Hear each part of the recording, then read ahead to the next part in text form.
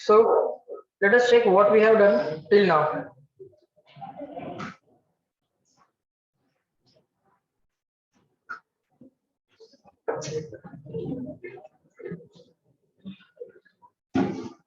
बघा last time आपण ॲटॉम्स chapter चालू केलं.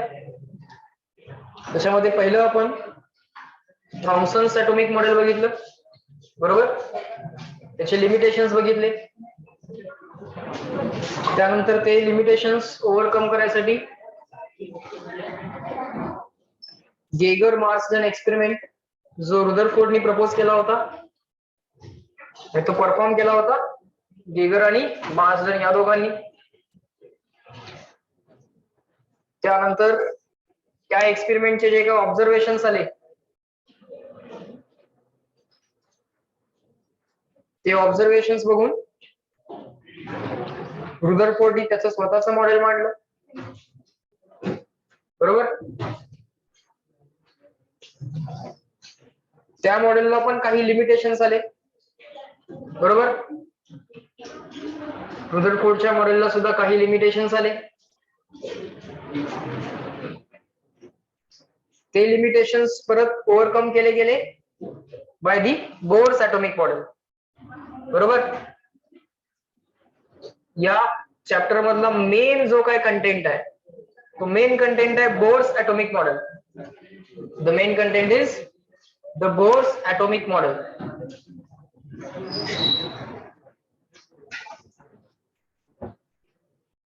त्याच्यामध्ये 3 पॉस्ट्युलेट्स बघितले आपण.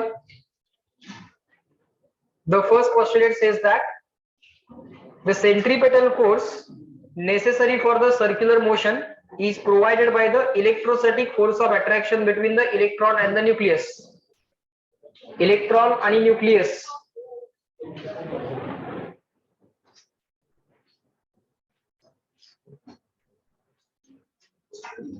इलेक्ट्रॉन आणि न्यूक्लियस यांच्यामधला जो काय फोर्स ऑफ अट्रॅक्शन आहे that force of attraction acts as a necessary centripetal force for the circular motion of the electron around the nucleus.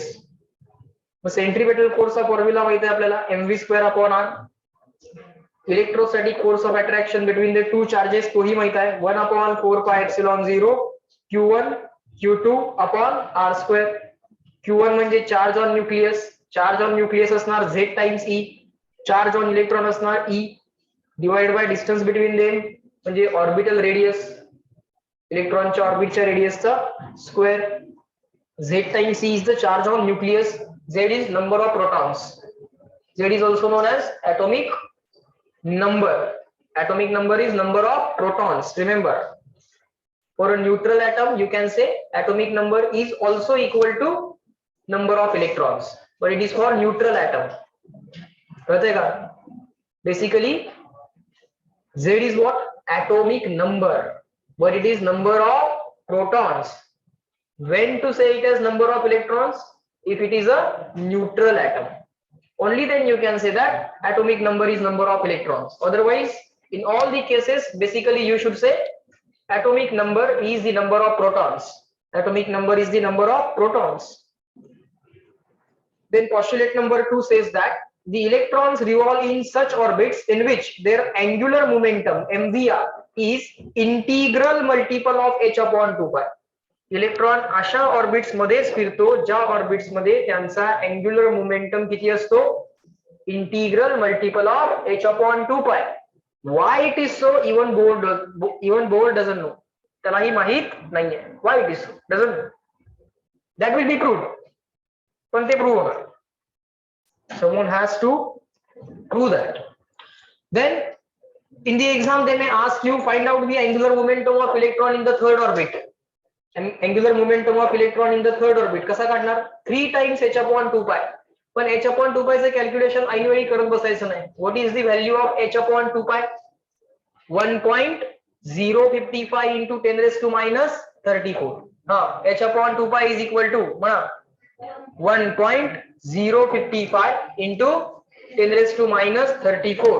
Again, h/2π is equal to 1.055 into 10⁻⁻34. Again, h/2π is equal to 1.055 into 10⁻⁻34. मग h/2 पाय पाहिजे असेल तर, मग h/π पाहिजे असेल तर, sometimes you may need h/π. In that case you just multiply this 2 on the right hand side. h/2 पाय माहित आहे, त्यातला h/π पाहिजे तेव्हा हा 2 राईट साइडला मल्टिप्लाय करायला जाईल. Postulate number 3. Postulate number 3 says that when the electron in the higher orbit jumps to lower orbit, it emits a photon of energy equal to h nu, and that energy is equal to energy difference between the two orbits. जेव्हा higher orbit मधला electron lower orbit मध्ये jump करतो तेव्हा तो electron एक photon emit करतो, ज्या फोटॉनची energy किती असते, ज्या फोटॉनची एनर्जी असते energy difference between the to orbits.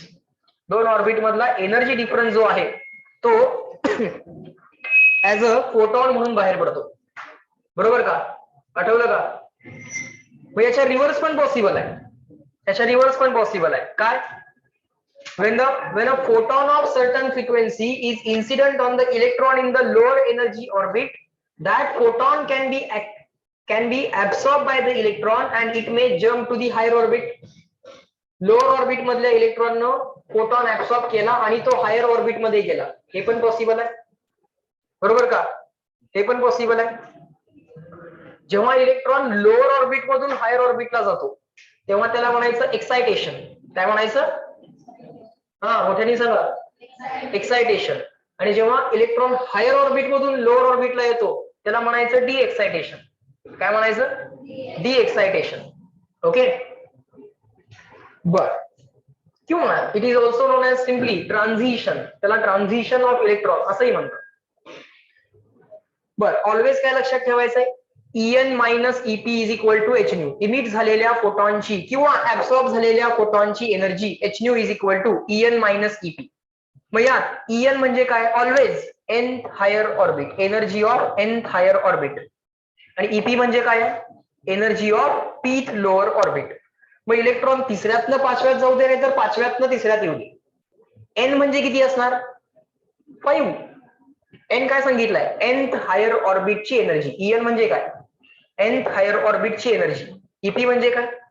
pth lower ऑर्बिटची एनर्जी. n ऑलवेज हायर ऑर्बिटचा नंबर असेल, p ऑलवेज लोअर ऑर्बिटचा नंबर असेल. n will be always higher orbit number, p will be always lower orbit number. बरोबर. मग electron jump करताना higher to lower orbit करू दे, नाहीतर लोअर टू हायर ऑर्बिट करू दे, always energy of emitted photon H nu is equal to काय लिहायचे? En minus Ep. Ep minus En करायचं आहे का? नाही. Number equal to number. En higher orbit असणार आहे त्याची energy high, Ep lower orbit असणार आहे त्याची एनर्जी लो. ही सबट्रॅक्शन येणार positive. Positive is equal to positive. Balance होत आहे. मग फोटॉन ऍब्सॉर्ब जरी झाला तरी आणि फोटॉन इमिट जरी झाला तरी. ओके, लास्ट बेंच बोलणं नको आहे. नेक्स्ट आपण एक नोट लिहिली होती. Bohr's model is applicable for hydrogen and hydrogen-like atom. Now, what is the meaning of hydrogen-like atom? Those species in which there is only one electron revolving around the nucleus. अशा species ज्यांच्यामध्ये एकच electron आहे न्यूक्लियसच्या around revolve होणारा, all of them are called as hydrogen-like atoms or hydrogen-like species. मग स्वतः hydrogen तर आहेच, त्यानंतर कोण असेल? He plus. He plus helium कडे 2 प्रोटॉन 2 न्यूट्रॉन 2 इलेक्ट्रॉन, त्यातला एक इलेक्ट्रॉन काढून घेतला तर 2 प्रोटॉन शिल्लक राहतील, 2 न्यूट्रॉन शिल्लक राहतील. पण 2 इलेक्ट्रॉन मधला एक इलेक्ट्रॉन काढून घेतला त्यामुळे एकच राहिला. Lithium plus plus, Li plus plus, 3 proton 3 neutron 3 electron, त्या 3 इलेक्ट्रॉन मधले 2 इलेक्ट्रॉन काढून घेतले. ओके, लिथियम डबली आयोनाइज केला, सो त्याचे 2 इलेक्ट्रॉन्स निघून गेले, एक इलेक्ट्रॉन शिल्लक राहिला. So this is also the hydrogen like atom. Lithium साठी झेड किती? What is the Z of the lithium? हा, ऍटॉमिक नंबर झेड किती लिथियमचा? 3. नंबर ऑफ प्रोटॉन्स काउंट करायचे. सो लिथियम साठी झेड किती येणार? 3. हेलियम साठी झेड किती येणार? 2. हेलियम मोनो ऍटॉमिक आहे की डायटॉमिक आहे? हेलियम. हेच कन्फ्युजन असतं. हेलियम हा डायटॉमिक नाही आहे. हेलियम काय आहे? मोनो ऍटॉमिक आहे. हायड्रोजन स्वतः काय असतो? डायटोमिक असतो. अरे आता मॉलिक्युलचा स्टडी करायला लागलोय की ऍटमचा? आता कोणाचा स्टडी करायला या चॅप्टर मध्ये? ऍटमचा. So just forget about all the molecules. Now you are dealing with only atoms.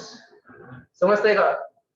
बर, इथपर्यंत आपण बघितलं होतं. Next write down radius of nth Bohr orbit in bracket derivation. Board मध्ये पण विचारू शकतात. Radius of nth Bohr orbit. Bohr orbit म्हणजे स्टेबल ऑर्बिट्स, ज्या ऑर्बिट मध्ये इलेक्ट्रॉन एनर्जी रेडिएट करत नाही.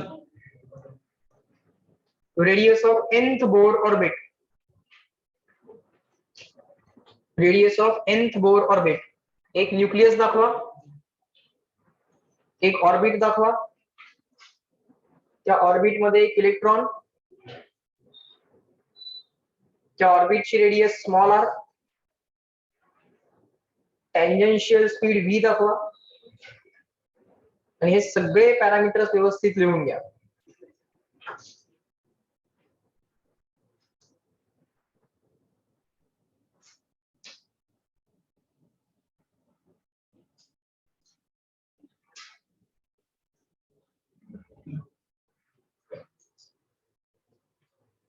इलेक्ट्रॉनच्या ऑर्बिटची रेडियस कॅल्क्युलेट करायची.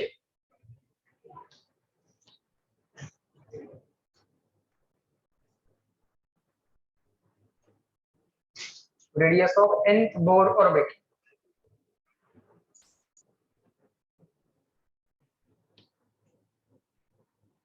म्हणजे फर्स्ट शेल, के शेल, एन शेल, एम के एल एम एन ज्या शेल्स असतात, first orbit, second orbit, third orbit, प्रत्येक ऑर्बिटची रेडियस किती? For hydrogen and for hydrogen like atoms त्यांनाच ऍप्लिकेबल आहे ना हे.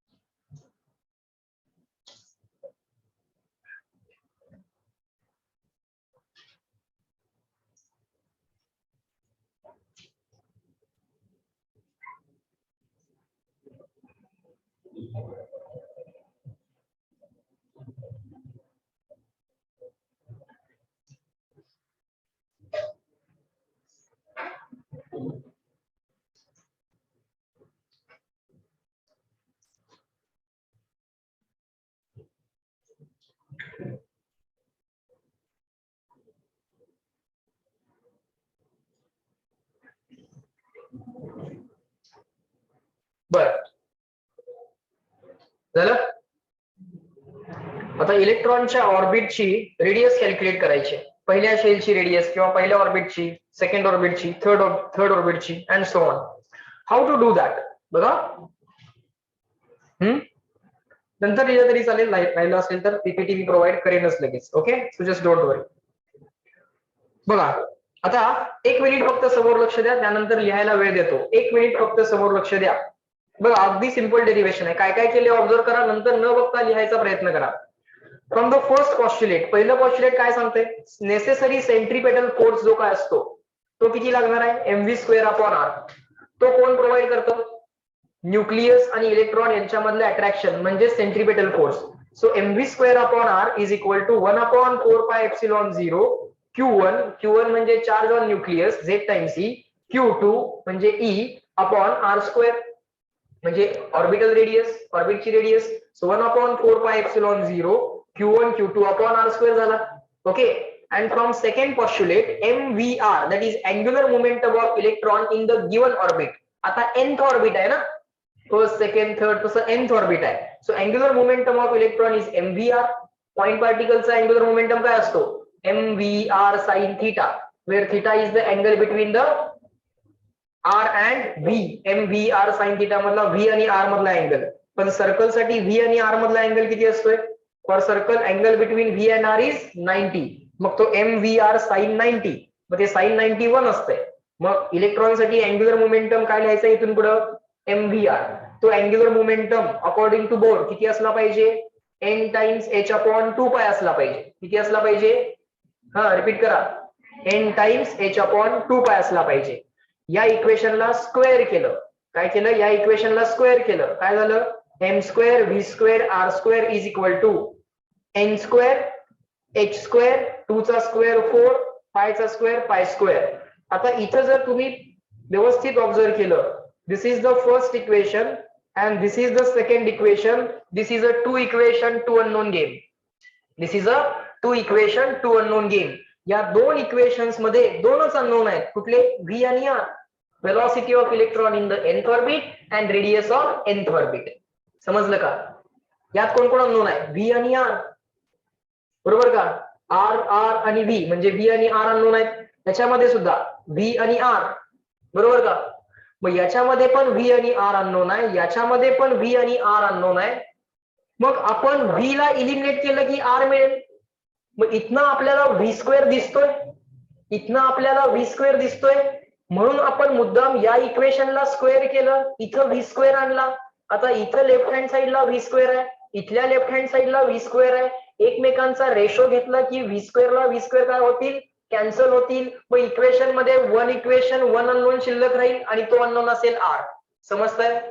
लॉजिक कळालं? पहिल्या इक्वेशन वरनं mv²/r is equal to 1/4πε0 charge on nucleus into charge of electron upon radius square. दुसऱ्या इक्वेशन वरनं mvr is equal to n times h/2π. पण v² इलिमिनेट करायचा आहे किंवा v इलिमिनेट करायचा आहे, म्हणून या इक्वेशनला स्क्वेअर करायचं. या इक्वेशनला स्क्वेअर केलं की m² v² r² मिळाला. आता इक्वेशन नंबर 1 ची लेफ्ट हँड साइड आणि इक्वेशन नंबर 2 ची लेफ्ट हँड साइड बघितली आणि यांचा रेशो घेतला तर v² ला v² काय होतो? कॅन्सल होतो. बरोबर का? v² ला v² एकदा कॅन्सल झाला की इक्वेशन मध्ये एकटाच शिल्लक राहिला, तो म्हणजे कोण? r. एकदा का r शिल्लक राहिला बघा, इथे डिवाइडिंग बाय इक्वेशन 1 and 2 म्हटलंय. हे सगळं ही लेफ्ट हँड साइड, ही लेफ्ट हँड साइड इथे केले का divide? Left hand side upon left hand side केले. इथं right hand side upon right hand side केले. सो हा रेशो घेतल्यानंतर आम्हाला जे r चं आन्सर मिळतं ते काय मिळतं? h²ε0/πme² into n²/z. ओके, तो फॉर्म्युला पाठ कसं करायचा त्यासाठी चाल लावून ठेवलेली आहे. ओके, तो फॉर्म्युला मी तुमच्याकडनं पाठ करून घेईन, पण लॉजिक कळालं? फॉर्म्युला मी पाठ करून घेईन, पण तुम्हाला हे लॉजिक कळालं का? सो लिहा. फॉर्म्युला पाठ असल्यामुळे तुम्ही यात दोन स्टेप तरी करताय. डिवाइडिंग इक्वेशन 1/2 म्हणून ही स्टेप करताय आणि फॉर्म्युला पाठ असल्यामुळे तुम्ही फायनल स्टेप पण करताय की मधली स्टेप नाही केली तरी तुम्हाला आउट मार्क मिळतात डेरिव्हेशनचे. आणि फॉर्म्युला पाठ असल्यामुळे तुम्हाला आता MCQs पण सुटतील. लिहून घ्या. फॉर्म्युला कसा पाठ करायचा ते मी तुम्हाला सांगेन, पण त्याआधी डेरिव्हेशन लिहून घ्या. एकदम सिंपल डेरिव्हेशन.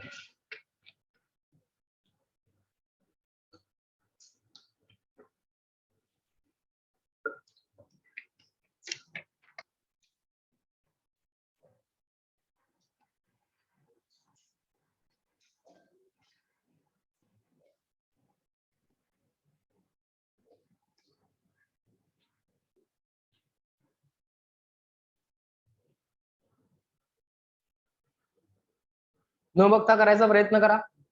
व्हेरीफाय करा तुमचा आन्सर माझा आन्सर मॅच होतोय का. फक्त फायनल आन्सर मी ज्या सिक्वेन्स मध्ये लिहिलंय म्हणजे पहिला h² आहे, मग ε0 आहे, त्याच सिक्वेन्स मध्ये लिहा, कारण ते पाठ करायला सोपं होतं.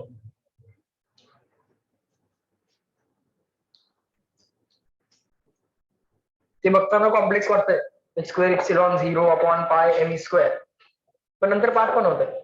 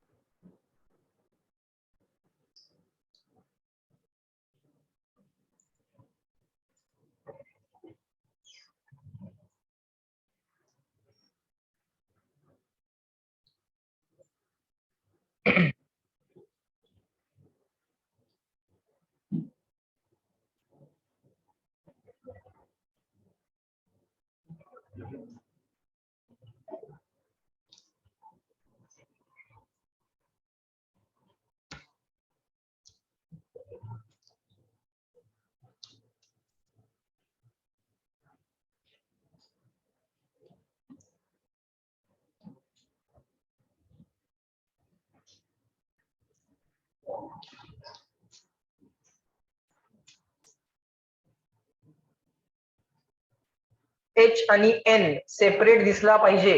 एच आणि एन कन्फ्युज होतं.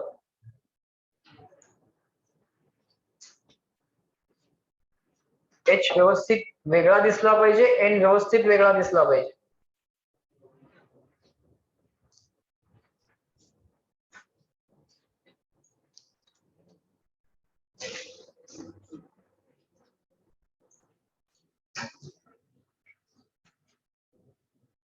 बर,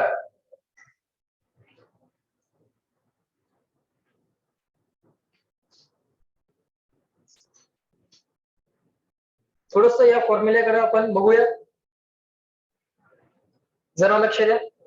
हा, आता radius of nth orbit, nth ऑर्बिटची रेडियस, इथं पहिल्या ऑर्बिटची रेडियस पाहिजे असेल तर एन किती टाकायचा? 1. दुसऱ्या ऑर्बिटची पाहिजे असेल तर एन किती टाकायचा? 2. For third orbit put N is equal to 3 and so on. बरोबर.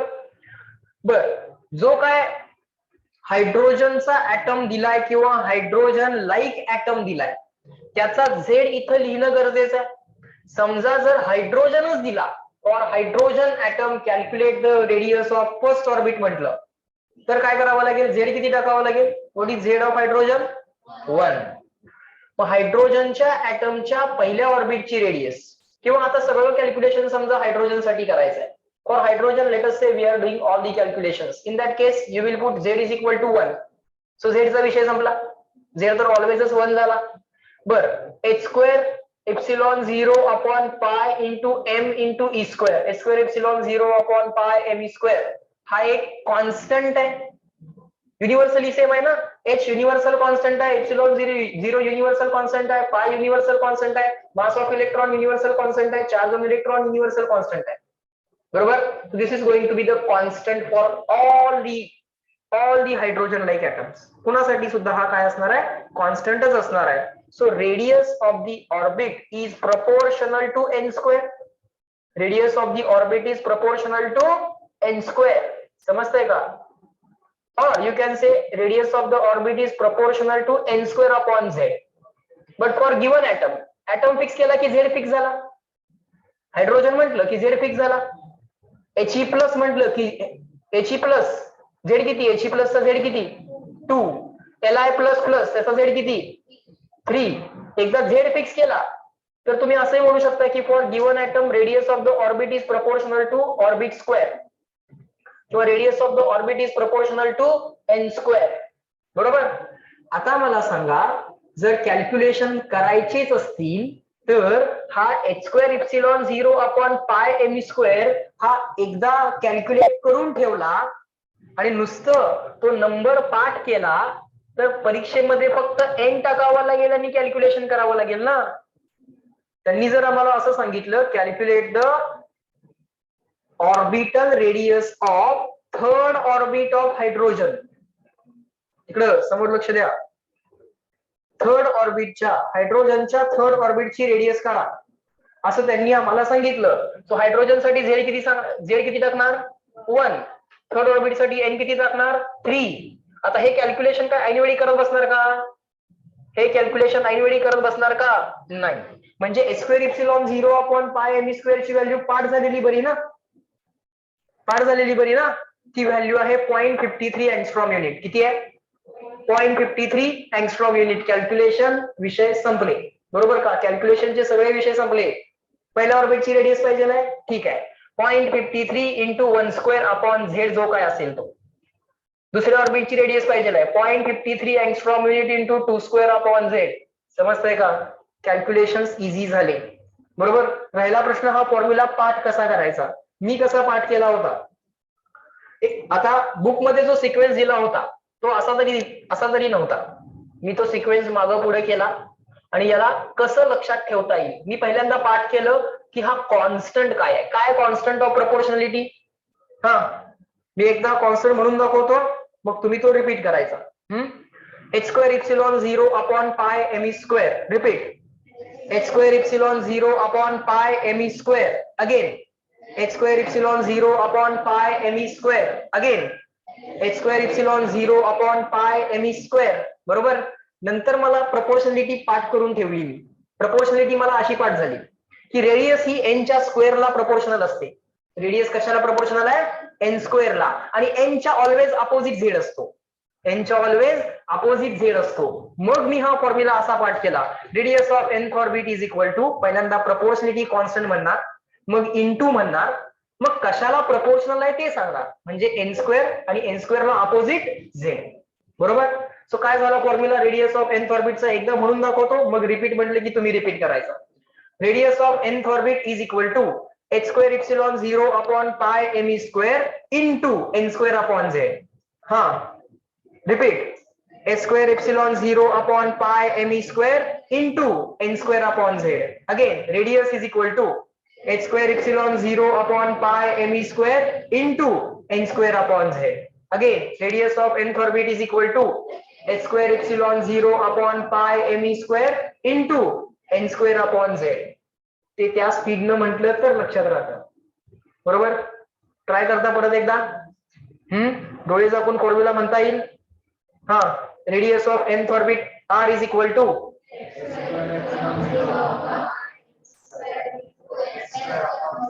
झाला. पाठ झाला. h² epsilon 0 upon pi me² into n² upon z. हा फॉर्म्युला पाठ करण्याचा फायदा मी तुम्हाला सांगतो. तुम्ही म्हणाल सर फॉर्म्युला पाठ करून काय फायदा आहे. 0.53 अँगस्ट्रॉम युनिट याची व्हॅल्यू तर आम्हाला ऑलरेडी पाठ आहे. मग फॉर्म्युला पाठ करून फायदा काय आहे असं तुम्ही म्हणाल. मी म्हणेन रेडियस ऑफ nth ऑर्बिट विचारली. रेडियस ऑफ nth ऑर्बिट विचारली आणि खाली 4 ऑप्शन मध्ये त्यांनी असं दिलं तर किंवा रेडियस ऑफ थर्ड ऑर्बिट विचारली आणि ऑप्शन असा दिला तर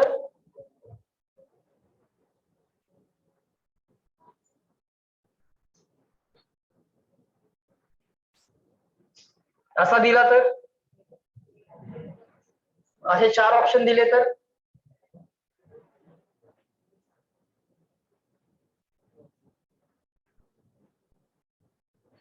ऑप्शन मध्येच तुम्हाला काय कॉन्स्टंट नंबर दिलाच नाही. फायनल नंबर दिलाच नाही. हे h आणि इप्सिलॉन त्याचा स्क्वेअर आणि क्यूब असं लिहून दिलं तर ज्याला फॉर्म्युला पाठ आहे तो रेकॉग्नाइज करू शकेल ना. समजतंय का. ज्याला फॉर्म्युला पाठ आहे तोच करेक्ट फॉर्म्युला रेकॉग्नाइज करू शकेल. सो तिथं फॉर्म्युला पाठ होणं गरजेचं आहे.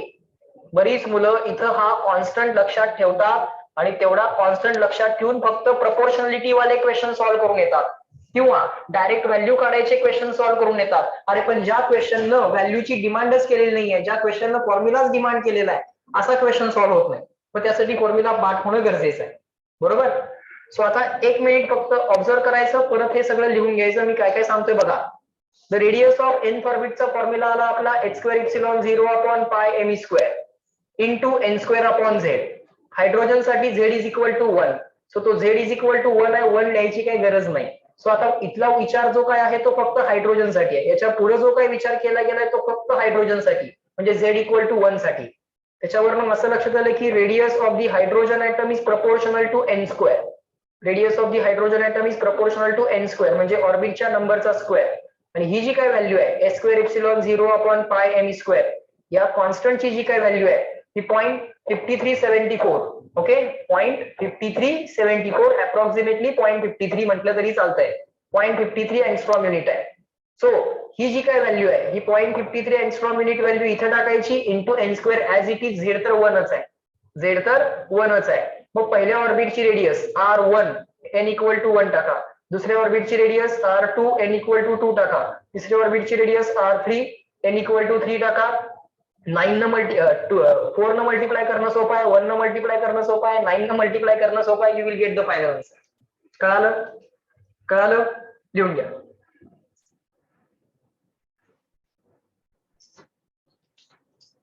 बघा आता पुढचे सगळे पॉइंट असे सोपे सोपे सिंपल पॉइंट्स आहेत. थोडी थेअरी आणि थोडं डेरिव्हेशन एवढंच आहे आता.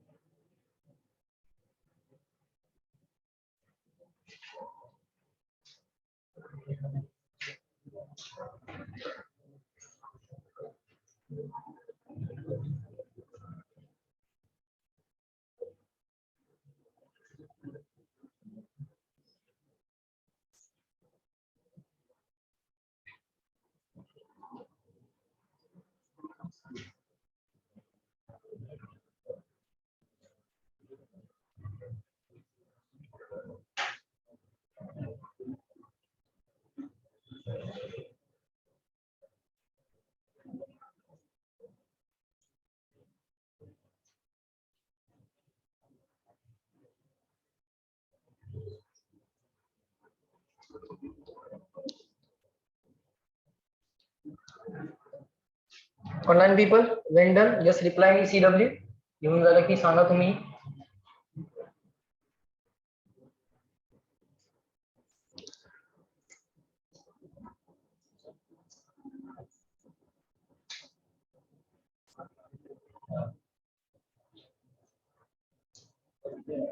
बोल. हा अँगस्ट्रॉम युनिट A च्या वरती 0. A डिग्री असेल का? असं पाहिजे का? बोल.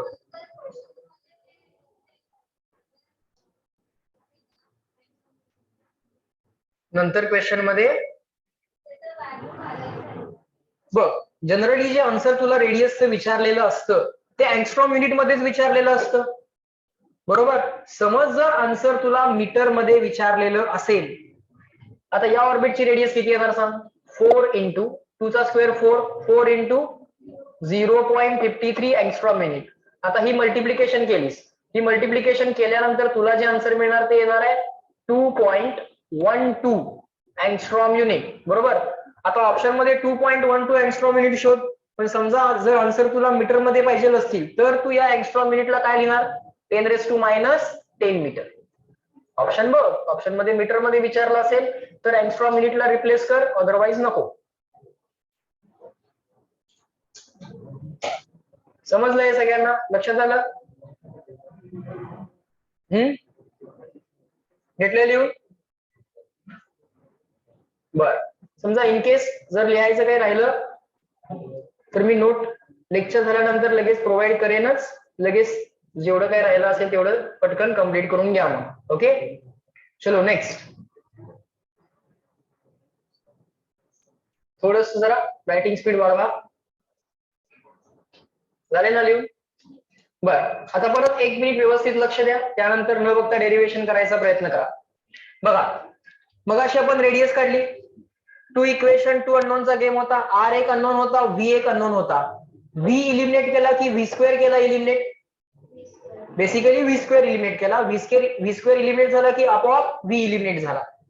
मग आता बघा, लक्ष द्या, आपल्याकडे रेडियसची व्हॅल्यू तर आहे, रेडियस ऑफ nth ऑर्बिट त्याची व्हॅल्यू तर आहे. आता velocity of electron in nth orbit किंवा nth बोर ऑर्बिट त्याचं डेरिव्हेशन. ओके, हे बोर्डला विचारू शकतात. We know for the electron in the stable orbit. Stable orbit म्हणजे बोर्स ऑर्बिट. बोर्स ऑर्बिट म्हणजे अशा ऑर्बिट ज्या ऑर्बिट मध्ये इलेक्ट्रॉन गोल फिरत असताना एनर्जी रेडिएट करत नाही. So those orbits are called as stable orbits. So angular momentum of electron mvr is equal to n times h upon 2 pi. So v is equal to काढताना हा m into r जो आहे तो divide करायला गेला, हा n times h upon 2 pi as it is राहिला, हा m into r जो काय आहे तो डिवाइड करायला गेला. यातल्या r ची व्हॅल्यू आपल्याला पाठ आहे, यातल्या r ची व्हॅल्यू आपल्याला पाठ आहे आणि v ची व्हॅल्यू आपल्याला पाहिजे आहे. सो r ची व्हॅल्यू इथं आपण परत लिहून घेतली, h square epsilon 0 upon pi m square into n square upon z. हा जो काय r आहे हा आपल्याला r रिप्लेस करायचा आहे या व्हॅल्यूनं. हा जो काय r आहे तो r इथं रिप्लेस केला आपण, बरोबर. हा r आपण रिप्लेस केला. बघा फायनल आन्सर तुम्हाला पाठ असतात, त्यामुळे याच्या पुढे काय होतं याची काळजी करायची गरज नाहीये. मी काय समजते कळते का? मला सांगा mvr is equal to n times h upon 2 pi लिहिता येते, हा m इंटू r डिवाइड करायला पाठवता येतोय, r ऑलरेडी पाठ आहे, हा सगळा r रिप्लेस झालेला दाखवता येतोय. याच्या पुढे काय होतंय, n ला n कॅन्सल होतंय का, मग m चं आणि ह्या m चं कॅन्सलेशन होतंय का, हा e स्क्वेअर वरती जातोय का, हे सगळं याची काळजी करत बसायची गरज नाही, कारण तुम्हाला फायनल आन्सर्स पाठ होणार आहेत. मी पाठ करून घेणार आहे, रेडियसचा फॉर्म्युला पाठ करून घेतलाय, वेलॉसिटीचा एनर्जीचा सगळे फॉर्म्युले पाठ करून घेणार आहे. मग फायनल आन्सर जर माहित असेल या स्टेप मध्ये काय कॅन्सल होते आणि काय शिल्लक राहते करायची करत बसायची गरज आहे का? नाही. फायनल आन्सर तुम्हाला माहितच होणार आहे, पाठच होणार आहे. आलं का लक्षात? सो इथं आता व्ही हा एकटा अननोन आहे, जे लोक कॅन्सल होत आहेत ती सगळी झाली. या फॉर्म्युल्याकडे आता फक्त नीट ऑब्झर्व करा, लिहायला वेळ देतोय त्यामुळं डिस्कशन मिस करू नका. सो इथं जो कॉन्स्टंट तयार झालाय तो E square upon 2h epsilon 0 काय झालाय? हा repeat, E square upon 2h epsilon 0 again, E square upon 2h epsilon 0 again, E square upon 2h epsilon 0. आता मला सांगा, प्लॅनेट जितका सनच्या लांब असेल तितका त्याचा स्पीड स्लो असेल की फास्ट असेल? जितका प्लॅनेट लांब असेल तितका त्याचा स्पीड ऑफ रिव्होल्यूशन स्लो असेल, बरोबर. प्लॅनेट जितका सनच्या लांब असेल तितका त्याचा speed of revolution around the sun काय असेल, स्लो असेल की फास्ट असेल? स्लो असेल.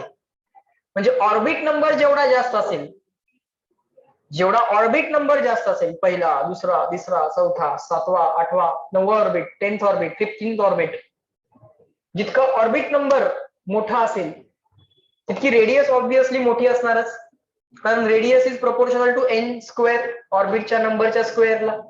पण जितका ऑर्बिट नंबर मोठा असेल, n जितका मोठा असेल तितका इलेक्ट्रॉन सेंटर पासून लांब असेल.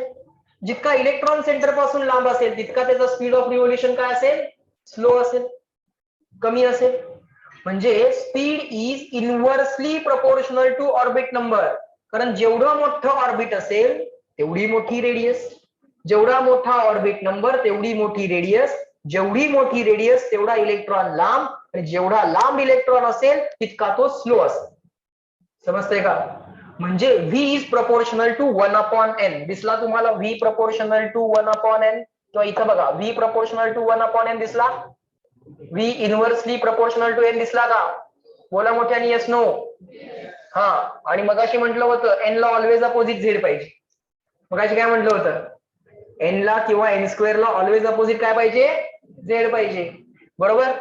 मग आता प्रोपोर्शनलिटी कॉन्स्टंट थोड्या वेळापूर्वी आपण म्हटला होता, काय आहे वेलॉसिटी वाला प्रोपोर्शनलिटी कॉन्स्टंट?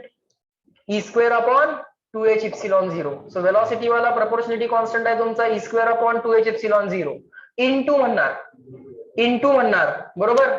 पण इंटू म्हणताना मला हे लक्षात आलं पाहिजे की वेलॉसिटी आणि n एकमेकांना इनव्हर्सली प्रोपोर्शनल आहेत, बरोबर का. आणि n ला ऑलवेज अपोजिट काय पाहिजे? z. So into Z upon n म्हणावं लागेल. मगाशी into n square upon Z म्हणायचो, आठवतंय का? h square epsilon 0 upon pi m square into n square upon Z, ते रेडियस वालं. आता काय होणार? E square upon 2h epsilon 0 into Z upon n, into Z upon n. आलं का लक्षात? सो मी एकदा फॉर्म्युला म्हणून दाखवतो, ज्या चालीमध्ये म्हणतोय, ज्या रिदम मध्ये म्हणतोय त्याच्यामध्येच तो तुम्ही म्हणायचा, आणि ज्या स्पीड मध्ये म्हणतोय शक्यतो त्या स्पीड मध्ये म्हणा, कारण तो पाठ होतोय. जर तुम्ही अगदी स्लो त्याला पाठ करायचा प्रयत्न केला तर तो पाठ होत नाही. पहिल्यांदा प्रोपोर्शनलिटी कॉन्स्टंट 3-4 वेळा म्हणूयात. सांगा वेलॉसिटी वाला proportionality constant E square upon 2h epsilon 0. Repeat, E square upon 2h epsilon 0. Repeat, E square upon 2h epsilon 0. Repeat, E square upon 2h epsilon 0. Repeat. E square upon 2h epsilon 0. बरोबर. Proportionality Z upon n की n upon Z. Proportionality Z upon n. Proportionality Z upon n. Proportionality Z upon n. आता सगळा formula एकत्र म्हणून दाखवतो. Velocity of electron in the nth orbit is equal to E square upon 2h epsilon 0 into Z upon n. ते Z upon n मी परत slow करतो. म्हणताना ते स्लो मध्ये म्हणतो, कारण इंटू म्हटल्यानंतर परत जे म्हणायचं ते स्लो मध्ये. Okay. So velocity of electron in the nth orbit E square upon 2h epsilon 0 into Z upon n. कराल रिपीट.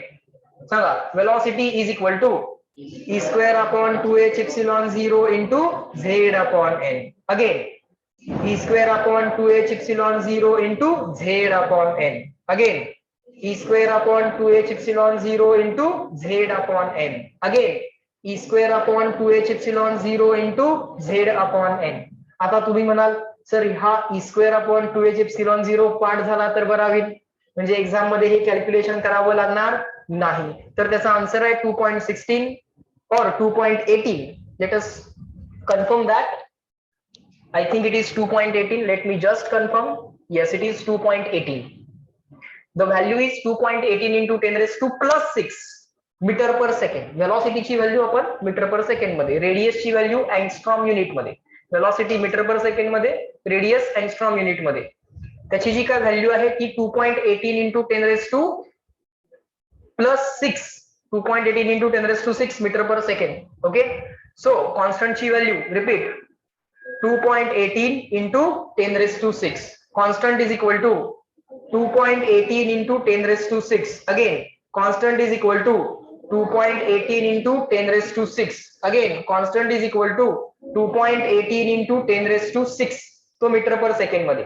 रेडियस वाला constant is equal to 0.53 angstrom unit. Radius वाला constant is equal to 0.53 angstrom unit. Velocity वाला constant is equal to velocity wala constant is equal to 2.18 into 10 raised to 6. Velocity wala constant is equal to 2.18 into 10 raised to 6. लिहून घ्या सगळं.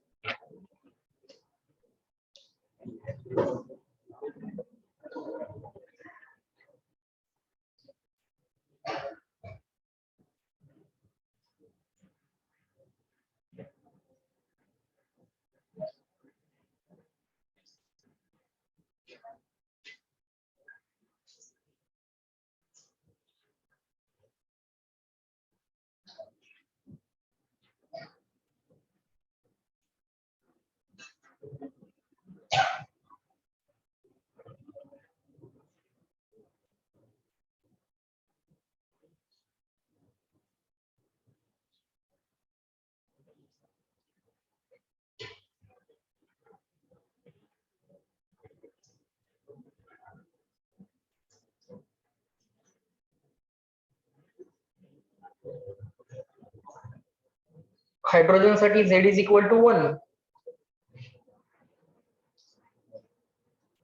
Helium plus असेल, He plus असेल तर Z is equal to 2. Li plus plus असेल तर Z is equal to 3. Hydrogen आणि hydrogen like atoms यांना हे फॉर्म्युले ऍप्लिकेबल आहेत.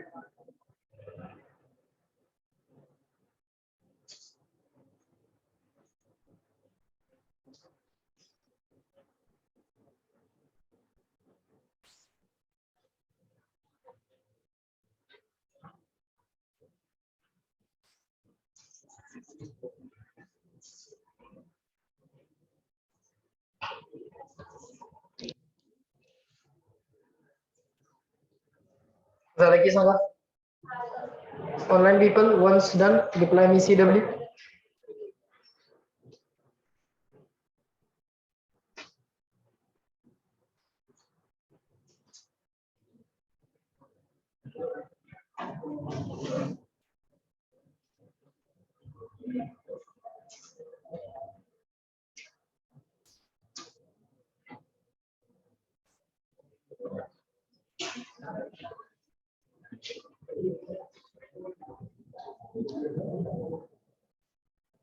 ओके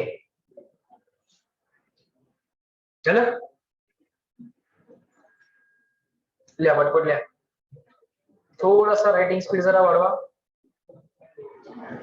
एकच पेन वापरा. 2-2, 3-3, 4-4 पेन वापरू नका.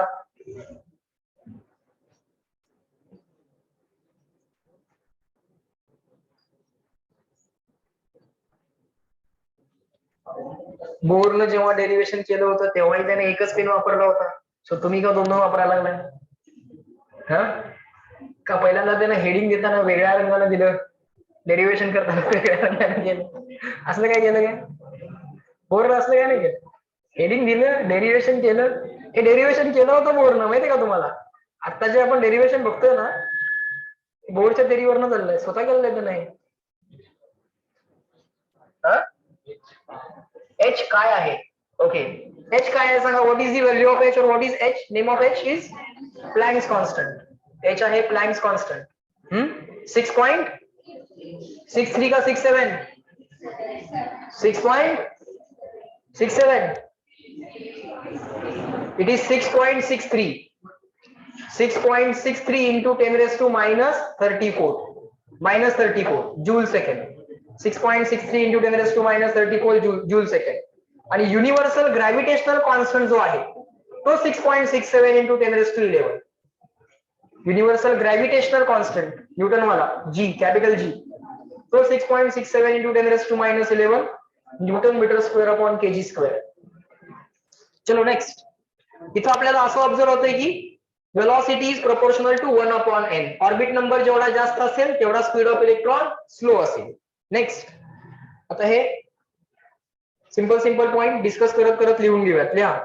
Now v is equal to e square upon 2h epsilon 0 into z upon n. बरोबर. हा वेलॉसिटीचा फॉर्म्युला तर आम्हाला माहित आहे. त्यातल्या प्रपोर्शनॅलिटी कॉन्स्टंटची व्हॅल्यू पण आम्हाला पाठ झाली आहे. 2.18 into 10 raised to 6. Proportionality constant ची व्हॅल्यू लिहा. 2.18 into 10 raised to 6.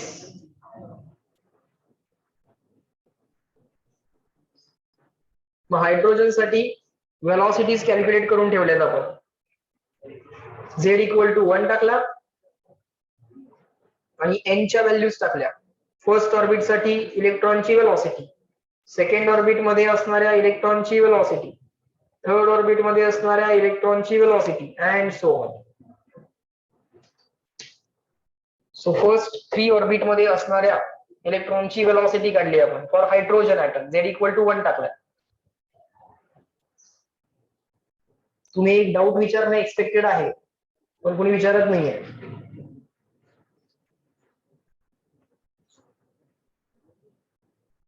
काय आहे डाऊट?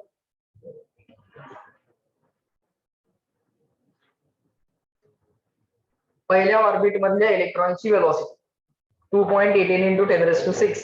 दुसऱ्या ऑर्बिट मधल्या इलेक्ट्रॉनची velocity 2.18 into 10 raised to 6 upon 2 होणार. Upon proportional to 1 upon n आहे ना.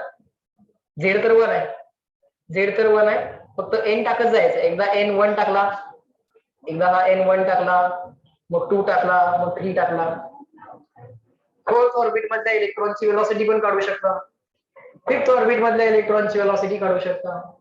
15th ऑर्बिट मधल्या इलेक्ट्रॉनची वेलॉसिटी काढू शकता. 273 और 273rd ऑर्बिट मधल्या इलेक्ट्रॉनची वेलॉसिटी काढू शकता. डाऊट का विचारत नाही? What is the doubt? Value कमी कमी होत जाईल. येस, v ची व्हॅल्यू कमी कमी होत जाईल.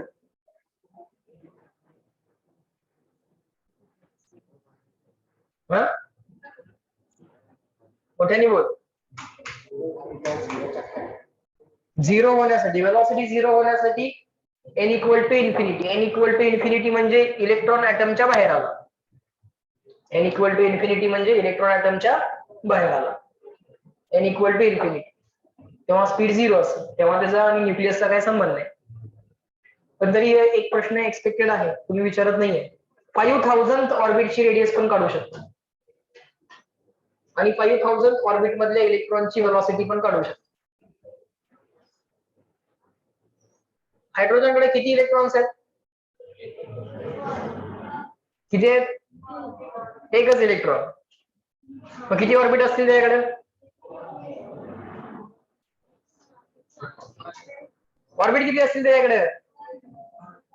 ऑर्बिट किती असतील? एकच ऑर्बिट असेल.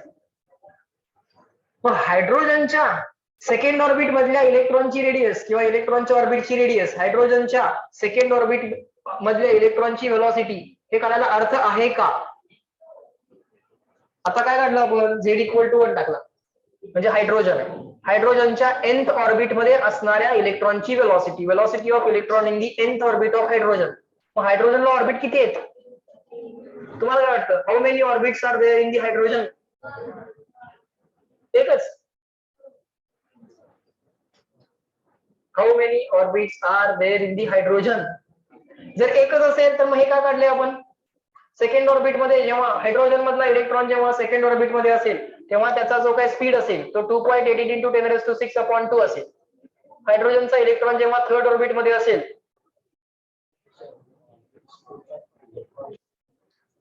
त्याचं म्हणणं आहे ऑर्बिट भरपूर आहेत पण इलेक्ट्रॉन एकच आहे. काय बरोबर आहे? ऑर्बिट एकच आहे का? तुम्हाला असं वाटतं का हायड्रोजनला एकच ऑर्बिट आहे? Do you really think like hydrogen has only one orbit? No, there are orbits which might be empty. ते एम्प्टी असतील. ऍट अ टाइम इलेक्ट्रॉन कुठल्या तरी एकाच ऑर्बिट मध्ये असेल, एक तर फर्स्ट मध्ये असेल नाहीतर सेकंड मध्ये असेल. मग सर सेकंड मध्ये गेला कसा?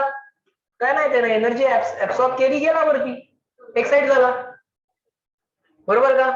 भरपूर एनर्जी ऍब्सॉर्ब केला, 5000 ऑर्बिट मध्ये जाऊन बसला. होऊ शकते. What is the problem? समजतंय का? लॉजिक लक्षात आलं? So hydrogen has many orbits, no issues with that. Electron is right now only in the one in any one of the orbits, first, second, third, maybe nth orbit in general. Okay, next. चलो आता calculate करूयात energy. 1 minute derivation observe करायचं, नंतर सगळं लिहून घ्या. पहिल्यांदा पाठ करूयात, फॉर्म्युला लक्षात घेऊयात, प्रपोर्शनॅलिटी कॉन्स्टंटची व्हॅल्यू बघूयात आणि प्रपोर्शनॅलिटी बघूयात. 1 मिनिट परत ऑब्झर्व करा, लिहायला परत वेळ देतो. तिसरं डेरिवेशन बोर्डला विचारू शकतात पण फॉर्म्युला कंपल्सरी पाठ व्हायलाच पाहिजे. बघा, the total energy of electron will be the addition of its kinetic energy and the potential energy. Total energy असेल kinetic energy plus potential energy. Kinetic energy काढायला 1/2 mass of electron into velocity square करणार. 1/2 mass as it is observe करा, miss करू नका discussion, त्यावेळी लिहू नका. 1/2 mass of electron, velocity of electron पाठ आहे आपल्याला E²/2h⁻0 इंटू Z/n, बरोबर का? वेलॉसिटी वाला कॉन्स्टंट काय आहे? E²/2h⁻0 आणि रेडियस वाला कॉन्स्टंट काय आहे? h²ε0/πme². रेडियस वाला कॉन्स्टंट वेगळा, वेलॉसिटी वाला कॉन्स्टंट वेगळा. सो वेलॉसिटी वाला कॉन्स्टंट, वेलॉसिटी वाली प्रपोर्शनॅलिटी. नंतर लिही, कळत नाही का तुला? ठेव ना पेन बाजूला, पहिल्यांदा ऑब्झर्व कर. 1/2 as it is, m as it is, वेलॉसिटीची व्हॅल्यू टाका, स्क्वेअर केला, बरोबर? आता हा स्क्वेअर केल्यानंतर जे आन्सर येतं ते येतं me⁴/8h²ε0². काय येतं? me⁴/8h²ε0². बघा, मी थोडंसं स्लो स्पीड मध्ये म्हणतो म्हणजे पहिल्यांदा लक्षात येईल, नंतर पाठ करताना आपण फास्ट केलं तर चालेल. m into e⁴ किंवा me⁴/8h²ε0². me⁴/8h²ε0². me⁴/8h²ε0², बरोबर? आता रेडियस वाली प्रोपोर्शनॅलिटी आठवायची. रेडियस वाली प्रोपोर्शनॅलिटी आठवली, r प्रोपोर्शनल टू n² होता. r प्रोपोर्शनल टू n² होता आणि n² ला अपोजिट z, म्हणजे n² न्यूमरेटर मध्ये असेल तर z डिनॉमिनेटर मध्ये असेल, बरोबर? त्यानंतर वेलॉसिटी वाली प्रोपोर्शनॅलिटी आठवायची. Velocity proportional to 1/n.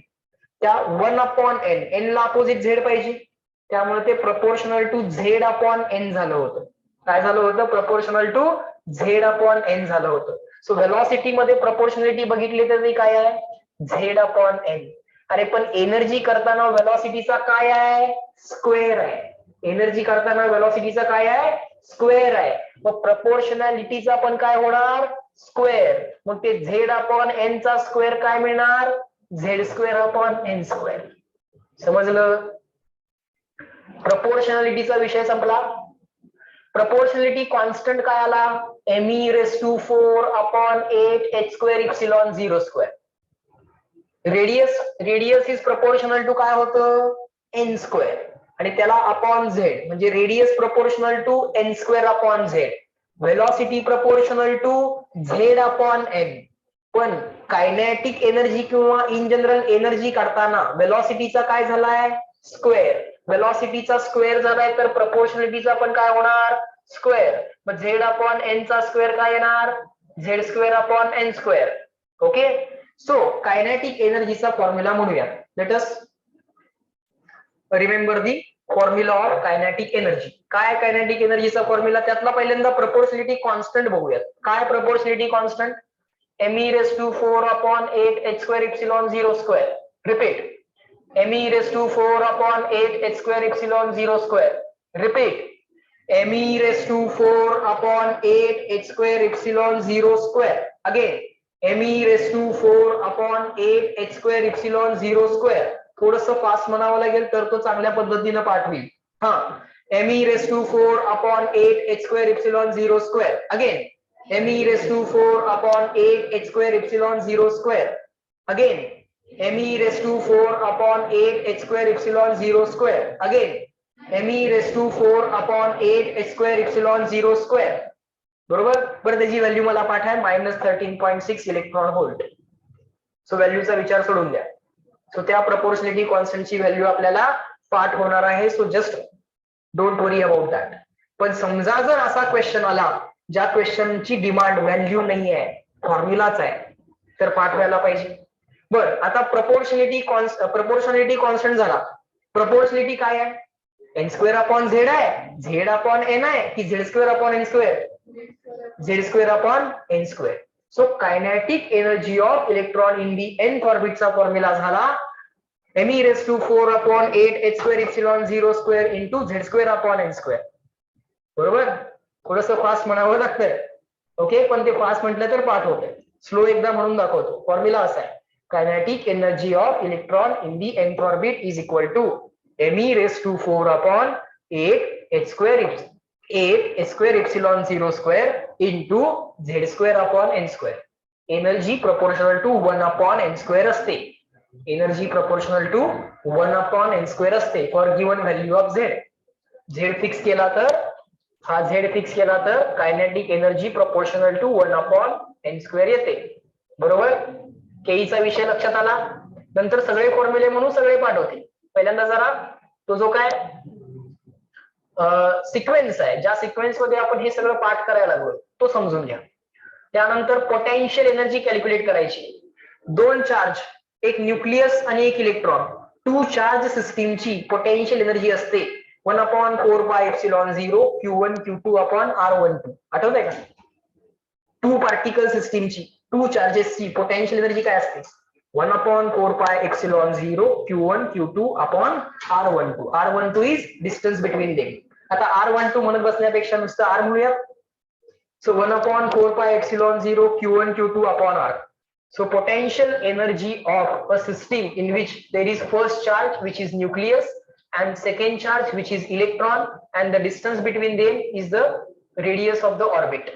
So potential energy is equal to 1/4πε0 Q1 म्हणजे charge on nucleus, Q2 म्हणजे charge on electron. आता इथं प्लस मायनस सगळा विचार केला पाहिजे. कारण कायनेटिक एनर्जी पॉझिटिव्ह असते, तिथं प्लस मायनसचा विचारच नाही. पण potential energy can be positive, negative और झिरो. जर पोटेन्शियल एनर्जी पॉझिटिव्ह आली की समजा फोर्स रिपल्सिव्ह आहे. जर पोटेन्शियल एनर्जी निगेटिव्ह आली तर समजा फोर्स अट्रॅक्टिव्ह आहे. जर पोटेन्शियल एनर्जी झिरो आली तर समजा की नेट फोर्स झिरो आहे. अलग लक्षात. म्हणजे अट्रॅक्टिव्ह पण नाहीये आणि रिपल्सिव्ह पण नाहीये. सो मला सांगा, न्यूक्लियस आणि इलेक्ट्रॉन अट्रॅक्शन आहे की रिपल्शन आहे? अट्रॅक्शन आहे की रिपल्शन आहे? अट्रॅक्शन. न्यूक्लियस आणि इलेक्ट्रॉन अट्रॅक्शन आहे. So potential energy of nucleus and electron, या सिस्टीमची पोटेन्शियल एनर्जी निगेटिव्ह यायला पाहिजे, निगेटिव्ह यायला पाहिजे. ते कसं मॅनेज झालं बघा. 1/4πε0 ही एक पॉझिटिव्ह व्हॅल्यू आहे. झेड टाइम्स ई म्हणजे चार्ज ऑन न्यूक्लियस हा पॉझिटिव्ह आहे, पण charge on electron minus E आहे. चार्ज ऑन इलेक्ट्रॉन मात्र काय आहे, मायनस ई आहे. त्यामुळे हा मायनस इथं सस्टेन झालाय, झालाय का. त्यानंतर तुम्ही या रेडियसच्या व्हॅल्यूला काय करणार आहात, रिप्लेस करणार आहात. माझी एक मिस्टेक झाली आहे, कोण सांगेल. मी इथं चुकून काय लिहिलंय, आर स्क्वेअर. इथं पण काय लिहिलंय, आर स्क्वेअर. पण हे डेरिव्हेशन करताना मला इथं काय झालंय त्याची काळजी करायची गरज नाही, कारण हे लिहिताना मला फायनल आन्सर पाठ होतं. त्यामुळे हे मात्र आन्सर माझं बरोबर आहे. समजतंय का, कळतंय का. मी ज्या लॉजिकनं हे सगळं लिहिलेलं आहे ते सगळे लॉजिक तुम्हाला सांगतोय. Q1 Q2 अपॉन आर पाहिजे होतं. रेडियस ऑफ nth ऑर्बिट तुम्हाला ऑलरेडी पाठ आहे. h²ε0 upon pi m square into Z upon n square झालं. इथं काय पाहिजे होतं, रेडियस ऑफ nth ऑर्बिट कशाला प्रपोर्शनल असते, किंवा रेडियस कशाला प्रपोर्शनल असते, n स्क्वेअरला. आणि n स्क्वेअरला हा अपॉन झेड पाहिजे. n स्क्वेअरला हा झेड जो पाहिजे तो अपॉन पाहिजे, बरोबर. आणि फायनल जे आन्सर येतं ते आता काय आलंय, निगेटिव्ह आलंय. फायनल आन्सर जे आले ते कसं आलंय, निगेटिव्ह. त्यातला कॉन्स्टंट काय आहे, -me⁴ अपॉन 4h²ε0². इथं काय होतं, 8h²ε0². इथं काय आहे, 4h²ε0². आणि परत मायनस, बरोबर का. म्हणजे असं आहे का, असं आहे का, जरा चेक करा, ऑब्झर्व करा. हा z² अपॉन n², हा z² अपॉन n², हे दोघं तर आहेतच. z² upon n², z² upon n² आहेच. me⁴ h²ε0², me⁴ h²ε0² हे पण आहे. इथं 1/8 आहे, इथं -1/4 आहे. म्हणजे असं आहे का बघा, पोटेन्शियल एनर्जी काढताना कायनॅटिक एनर्जी अपॉन का इंटू 2 केलं. याला जर इंटू 2 केलं तर हा 8चा 4 होईल. या व्हॅल्यूला जर इंटू 2 केलं तर 8चा काय होईल, 4 होईल. बरं, एक मायनस साइन पण रिक्वायर्ड आहे, एक मायनस साइन पण रिक्वायर्ड आहे. मग असं जर तुम्ही लक्षात ठेवलं तर बरं होईल ना. Pe equals to -2ke, Pe equals -2ke. करा repeat, Pe equals -2ke. Again Pe equals -2ke. Again Pe equals -2ke. आता मला सांगा, जर तुम्हाला ke काढता येते तर तुम्हाला Pe ऑलरेडी माहित झाली. Pe किती आहे, -2ke. याला -2 न मल्टिप्लाय केलं की Pe मिळेल, Pe मिळाली. तुम्ही असं म्हणू, Pe equals ke plus Pe. अरे पण Pe इक्वल्स किती, Pe इक्वल्स किती, -2ke. बोला, Pe equals -2ke. Again P equals -2ke. Again P equals -2ke. ke -2ke. Answer किती, -ke. बरं, ke ऑलरेडी पाठ झाली, त्याला मायनस न मल्टिप्लाय केले की टी. That's it. झालं टीईचं डेरिव्हेशन, झालं का टीईचं डेरिव्हेशन. सो बोल, हा लॉजिक लक्षात आलं तुम्हाला. लिहायला वेळ देईन, आता लिहू नका, पण लॉजिक लक्षात आलं तुम्हाला, बरोबर. सो बघा, काही लिहून घेऊ नका, हे सगळं परत पुढे इथं मॅनेज केलेलं आहे, हे सगळं लिहून देईन, पुढच्या स्लाइडवर असणार आहे. सो पुढच्या स्लाइडवर काय काय असेल ते आता आपण जस्ट डिस्कस केलं. आपल्याकडे केई आहे, आपल्याकडे पीई पण आहे, आपल्याकडे कॉन्स्टंट आहे आणि प्रपोर्शनलिटी पण आहे. सो पुढे आपण टी इक्वल्स केई प्लस पीई केलं, केई लिहिली, पीई लिहिली, फायनल आन्सर लिहिलं. फायनल आन्सर लिहिल्यानंतर असं लक्षात आलं की total energy of the electron is negative. जेव्हा टोटल एनर्जी निगेटिव्ह येते, मग ग्रॅव्हिटेशन मध्ये पण बघितलं होतं आपण, जेव्हा टी निगेटिव्ह येते तेव्हा given mass is bound to earth, तसं given electron is bound to nucleus. कारण मास आणि अर्थ यांच्यामध्ये अट्रॅक्शन होतं, तसं इलेक्ट्रॉन आणि न्यूक्लियस यांच्यामध्ये अट्रॅक्शन आहे. सो अल्टिमेटली इलेक्ट्रॉन ही आता त्या ऍटमची प्रॉपर्टी आहे, ती त्या न्यूक्लियसची प्रॉपर्टी आहे. समजतंय का, इलेक्ट्रॉन बिलॉंग्स टू न्यूक्लियस. म्हणून electron is bound to nucleus म्हटलेलं आहे, कारण total energy of electron in the nth orbit जी आली आहे ती निगेटिव्ह आली आहे, ती निगेटिव्ह आली आहे. -me⁴ upon 8h²ε0² into z² upon n². Okay, formula म्हणू आपण, पाठ करू, पण सगळ्यात पहिल्यांदा त्याचे मिनिंग समजून घ्या.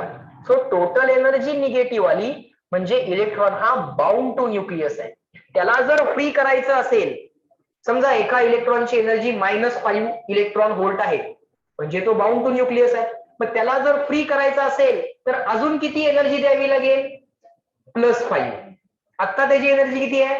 -5. तुम्ही त्याला किती द्यायची? +5. मग आधीचे -5 तुम्ही दिलेले +5 ऍडिशन करून आन्सर किती? 0. मग तो फ्री झाला. समजा इलेक्ट्रॉनची एनर्जी ऑलरेडी पॉझिटिव्ह आली, इलेक्ट्रॉनची एनर्जी +10 आली, तर इलेक्ट्रॉन ऑलरेडी फ्री झालाय. समजतंय का? टोटल एनर्जी निगेटिव्ह म्हणजे electron is bound to nucleus. Total energy positive म्हणजे electron is already free from the influence of nucleus. आणि टोटल एनर्जी 0 म्हणजे इलेक्ट्रॉन इज जस्ट फ्री, आता जस्ट फ्री झालाय. आलं का लक्षात? जाय का लक्षात? आहे का लक्ष? डोकं दुखतंय? बर. सो आता पुढे आपण इथं काय केले? सगळे फॉर्म्युले लिहून घेतले, केई, पीई, टी, आणि हे सगळे फॉर्म्युले ऑब्झर्व केल्यानंतर असं लक्षात आलं की टोटल एनर्जी जी आहे ती -keई आहे, आणि यालाच एकाच फॉर्म्युल्यामध्ये कन्वर्ट केलंय. आपण मगाशी असं केलं होतं ना, पहिल्यांदा आपण केईचा फॉर्म्युला लक्षात ठेवला, त्यानंतर पीई इक्वल्स काय म्हटलं होतं? -2keई म्हटलं होतं, आणि टी इक्वल्स काय म्हटलं होतं? -keई म्हटलं होतं. तुम्हाला 3 सेपरेट लक्षात ठेवायचे असतील 3 सेपरेट लक्षात ठेवा, एकच लक्षात ठेवायचं असेल एकच लक्षात ठेवा. इथे एकत्र केले बघा, टी इक्वल्स -keई आणि -keई इक्वल्स पी/2. -keई काय येणार? P/2 येणार. एक लक्षात ठेवायचं असेल एकच लक्षात ठेवा, किंवा सेपरेट 3 लक्षात ठेवायचे असतील तर 3 लक्षात ठेवा. ओके, आता आपण हा जो काय प्रपोर्शनॅलिटी कॉन्स्टंट आहे आणि प्रपोर्शनॅलिटी आहे ती पाठ करूया. टोटल एनर्जीचा फॉर्म्युला जो आहे बघा, यातला प्रपोर्शनॅलिटी कॉन्स्टंट एकदा म्हणून दाखवतो, -me⁴ upon 8h²ε0², -me⁴ upon 8h²ε0². Repeat, -me⁴ upon 8h²ε0². Repeat, -me⁴ upon 8h²ε0². Repeat, -me⁴ upon 8h²ε0². Repeat, -me⁴ upon 8h²ε0². प्रपोर्शनॅलिटीचं काय होणार? वेलॉसिटीची प्रपोर्शनॅलिटी काय होती? z/n. एनर्जी करताना वेलॉसिटीचा काय झालाय? स्क्वेअर. मग z/n चा पण काय होणार? स्क्वेअर. मग इंटू काय येणार? z²/n². इंटू काय येणार? z²/n². सो आता energy of electron, total energy I am talking about, not about P, not about KE, talking about total energy T. त्याचा फॉर्म्युला जो येतो तो निगेटिव्ह येतो, -me⁴ upon 8h²ε0² into z²/n². Into z²/n². So finally एकदा formula म्हणाल, पाठ झालाय का? परत एकदा म्हणून दाखवू? परत एकदा म्हणून दाखवतो बघा. Energy, total energy of electron in the nth orbit, -me⁴ upon 8h²ε0² into n²/z². का z²/n²? z²/n². इंटू म्हणायचं z²/n². हा, energy is equal to -me⁴ upon 8h²ε0² into z²/n. z²/n². My mistake, z²/n². Okay, आता या me⁴ sorry, या -me⁴ upon 8h²ε0² ची जर value आम्ही पाठ केली तर काम जरा सिंपल होईल. आणि इथं ज्या काही एनर्जीज आम्ही मेजर करणार आहोत त्या काही जूल मध्ये मेजर नाही करणार, त्या सगळ्या एनर्जीज आम्ही इलेक्ट्रॉन व्होल्ट मध्ये मेजर करणार. सो हा जो काय नंबर आहे कुठला, me⁴ अपॉन 8h²ε0², यातल्या या पॉझिटिव्ह नंबरची व्हॅल्यू आहे 13.6 इलेक्ट्रॉन व्होल्ट. मायनस सकट व्हॅल्यू काय होणार? Minus 13.6 electron volt. मायनस सकट काय होणार? Minus 13.6 electron volt. मग काय इथं फक्त व्हॅल्यू टाकायची, minus 13.6 electron volt into Z square upon N म्हणायचं. हायड्रोजन असेल तर Z1 आला, हेलियम असेल सॉरी He प्लस असेल तर Z2 आला, Li प्लस प्लस असेल तर Z3 आला. ऑर्बिट नंबर 1, 2, 3 टाका, आन्सर्स मिळत जातील. ते सगळं आपण इथं पुढच्या स्लाइड वरती केलेलं आहे. ओके, पण ते सगळं लिहायच्या आधी पहिल्यांदा हे लिहून घे. केईपीई करा पहिल्यांदा.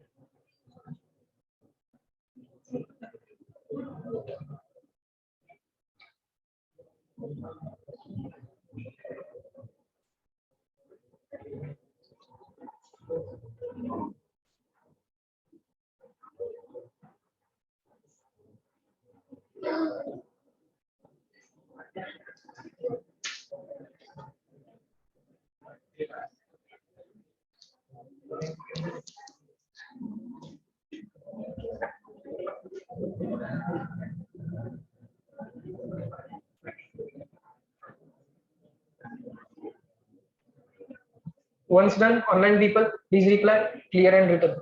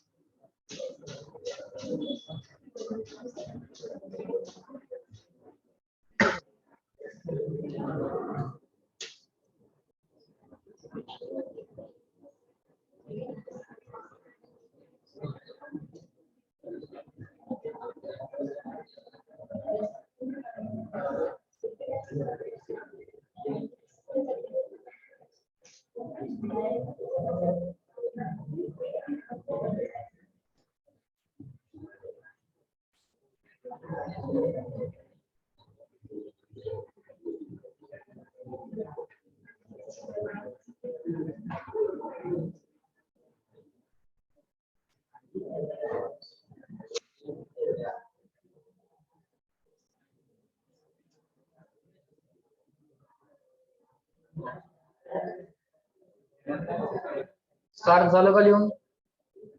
रिप्लाय कर पटकन.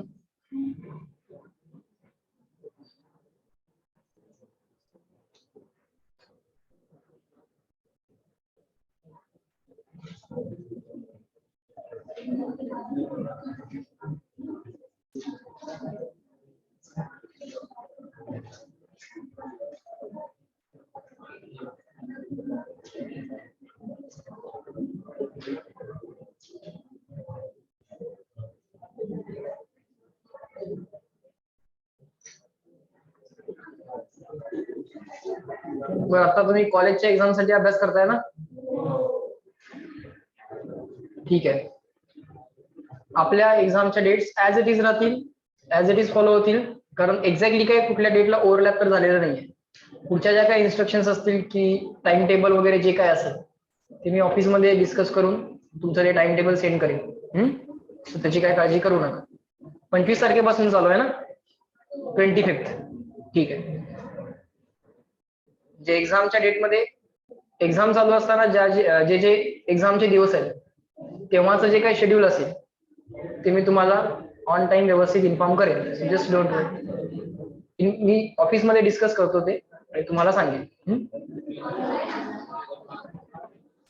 सांगितलं ना, डिस्कस करून सांगतो. ठीक आहे, झालं लिहून तुमचं? केईपी झाली? बर, कोण मागं पडला असेल पीपीटी पाठवतोय, जस्ट डोंट वरी, लगेच कम्प्लीट करून घ्या. नंतर लिहा, टी कॅल्क्युलेट करा.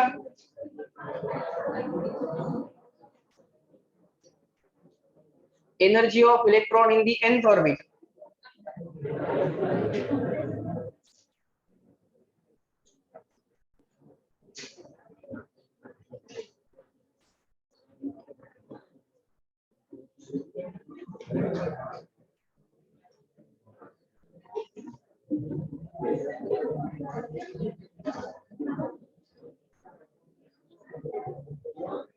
हे तीन रिलेशन्स पाठ होऊ दे. केई पी इक्वल्स -2 केई आणि टी इक्वल्स -केई.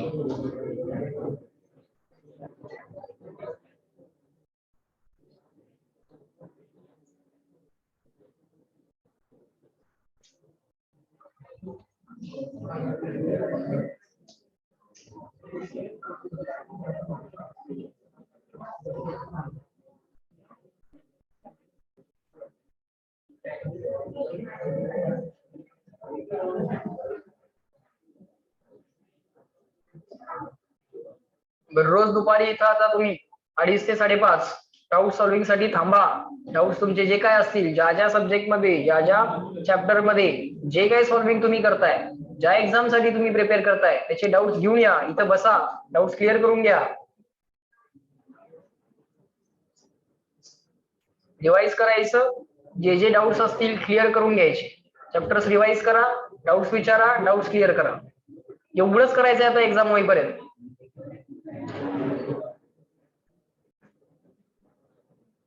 काय नाही? बर,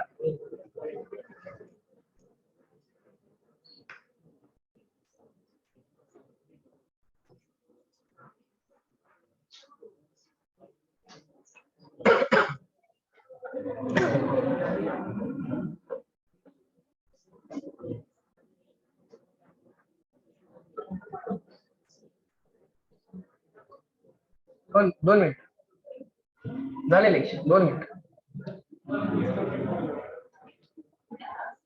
फिजिक्स नंतर मॅथ्सचं लेक्चर होईल तुमचं लगेच, केवळ सरांचं. ओके, अजून एक स्लाइड लिहूया, त्यानंतर आपण लगेच थांबतो. झाले, आपलं आजचं जेवढं कव्हर करायचं तेवढं कव्हर करून झालेलं आहे.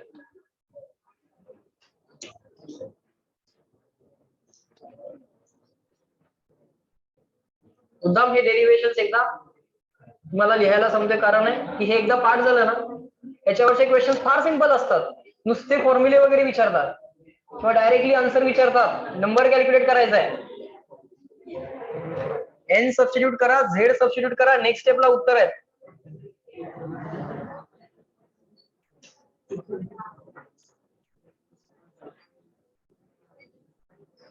फॉर्म्युले आणि त्या कॉन्स्टंटच्या व्हॅल्यूज तेवढ्या पाठ व्हायला पाहिजेत.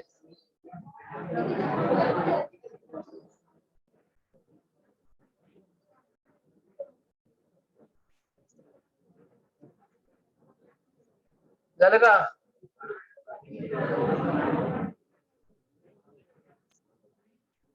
नेक्स्ट लिहा पटकन. पीपीटी पाठवणार आहेस, पटकन लिहा. मागचं जर लिहायचं राहिलं असेल, डोंट वरी, जेवढं 1-2 लाईन जर राहिल्या असतील, it's okay.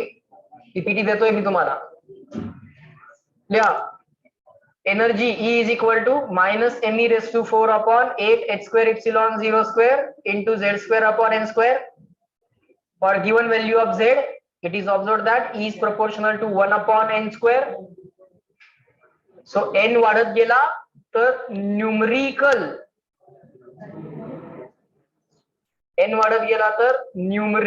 Value of E decrease होत जाईल. n वाढला की E हा नंबर म्हणून डिक्रीज होत जाईल. पण तो निगेटिव्ह नंबर आहे, त्यामुळे ऍक्च्युअली तो इन्क्रीज होत जाईल. एन वाढला की numerical value of E decrease होईल, पण ई हा एक निगेटिव्ह नंबर आहे. So that implies with increase in the orbit number, म्हणजे एन वाढला की इफेक्टिव्हली ई जो आहे तो इन्क्रीज होतो. सो एन वाढला की ई वाढतो. सो एन वाढला की टोटल एनर्जी वाढते. Higher the orbit higher is the energy. Simple. Higher orbit has higher total energy. एवढे एक वाक्य लक्षात ठेवायचं. एन वाढला की ई हा नंबर म्हणून कमी होतो, पण तो निगेटिव्ह नंबर कमी झाला. अरे निगेटिव्ह नंबर कमी झाला, -1चा -0.5 झाला. नंबर 1 होता, 1चा 0.5 झाला. नंबर कमी झाला, पण साइन निगेटिव्ह आहे. कळतंय का? सो नंबर जरी कमी झाला तरी तो निगेटिव्ह होता. म्हणजे आधीचा नंबर 2 आहे, नंतरचा नंबर 1 आहे, पण आधी तो -2 होता, आता तो -1 आहे. त्यामुळे इन रियालिटी तो इन्क्रीज होतो. हे इथं लिहिलेलं आहे, ते व्यवस्थित समजून घ्या. आणि त्यानंतर हायड्रोजन साठी Z=1 टाकायचा. आणि हा जो काय कॉन्स्टंट आहे Me⁴/8h²ε0², त्याची न्यूमरिकल व्हॅल्यू आहे 13.6 इलेक्ट्रॉन व्होल्ट. पण तो निगेटिव्ह कॉन्स्टंट आहे, त्यामुळे -13.6 इलेक्ट्रॉन व्होल्ट अपॉन n² टाकायचं.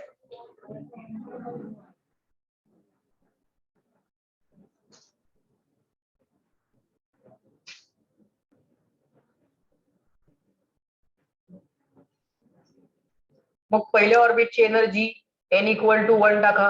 दुसऱ्या ऑर्बिटच्या एनर्जीसाठी n=2 टाका. For third orbit put n=3. For fourth orbit put n=4.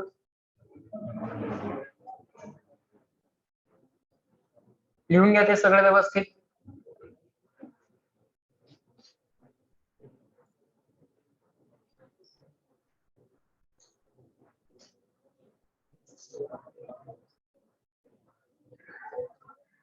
हे पाठ व्हायला पाहिजे. हे नंबर्स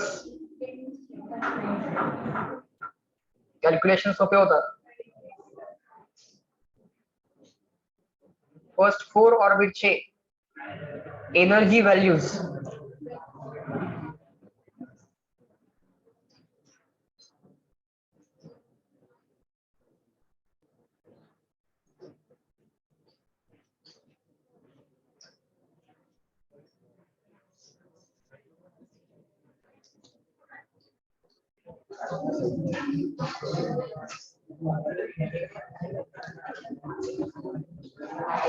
सो आज आपण रेडियस, वेलॉसिटी आणि एनर्जी, त्याचे फॉर्म्युले, डेरिवेशन्स, कॉन्स्टंट्स, प्रपोर्शनॅलिटी कसं लक्षात ठेवायचं हे सगळं बघितलं.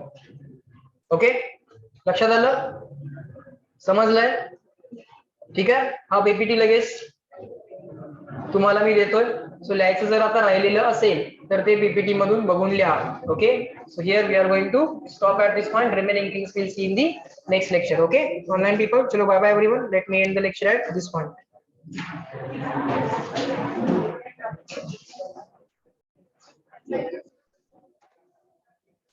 मॅथ्सचं लेक्चर असेल तुमचं केवढ सरांचं?